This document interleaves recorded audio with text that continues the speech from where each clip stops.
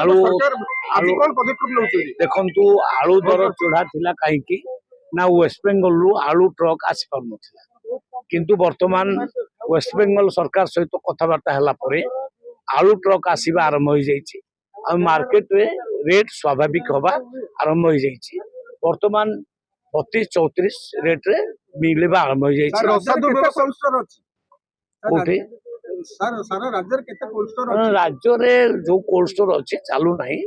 बा ये सरकार मध्य कोल्ड स्टोर खोला नाही केते सचल अछि सर से बहुत कम अच्छी 8-9टी सचल अच्छी आउ सब गुड़ाक बंद अच्छी सर एबे आलू दर नियंत्रण पे व्यवसायी मानक औषध बस कोन चेतावनी देबे आज भी मार्केट रे 40 टका बिक्री होछि नहीं